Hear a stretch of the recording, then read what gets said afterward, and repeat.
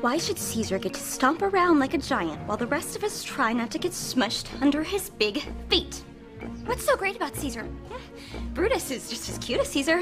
Okay, Brutus is just as smart as Caesar. People totally like Brutus just as much as they like Caesar. And when did it become okay for one person to be the boss of everybody, huh? Because that's not what Rome is about. We should totally just stab Caesar! We are about to take you on a journey to ancient Rome. It's going to be tragedy, drama, politics, and maybe even murder. It is a tragedy after all. It is. You're about to start reading Julius Caesar by William Shakespeare, first printed in 1623, and we are here to introduce you to all the players in this convoluted plot. Who you need to meet is the man himself, Caesar.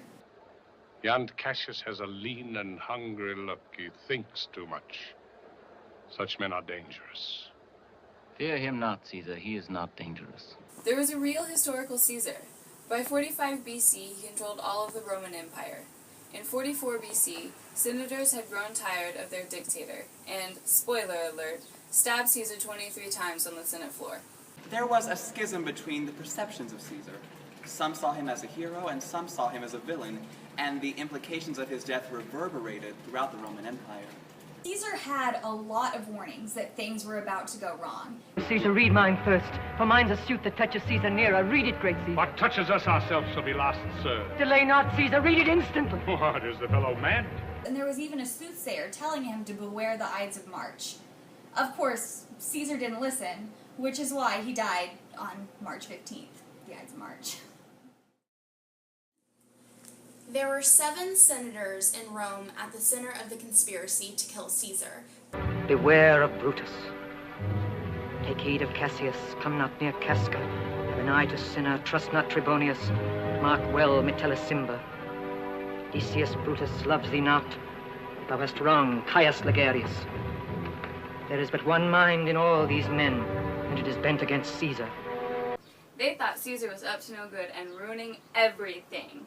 They even got his best friend Brutus in on the plot. It too, Brutus. Lots of people argue that Brutus, and not Caesar, is actually the tragic hero of the play. Brutus betrays his friend for the good of the city.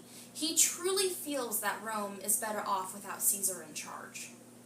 Not that I loved Caesar less, but that I loved Rome more. But some people didn't think Rome was better off without Caesar, like Mark Antony. Antony was part of the background of Rome until Caesar was murdered, after which he stepped up and took control of Rome, along with his bros Lepidus and Octavius. Antony, Lepidus, and Octavius were known as the First Triumvirate, and took it upon themselves to avenge Caesar's death, starting a war with the conspirators. And, since this is a tragedy, lots of people die. Shakespeare took inspiration from Plutarch's The Life of Julius Caesar, but his play isn't completely historically accurate, although the political and historical implications remain the same. Why do we read plays like Julius Caesar?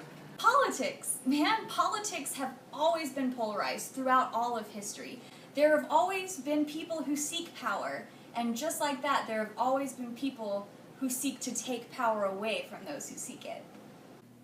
Shakespeare is also constantly alluded to in the world today. Do you recognize any of the names we've said as names from the Hunger Games? The title of John Green's novel, The Fault in Our Stars, also comes from Julius Caesar. And have you ever said the phrase, "It's all Greek to me"? If so, you're actually quoting Shakespeare's Julius Caesar.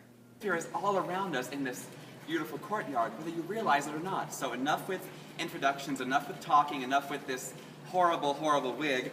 Let's get to reading Julius Caesar.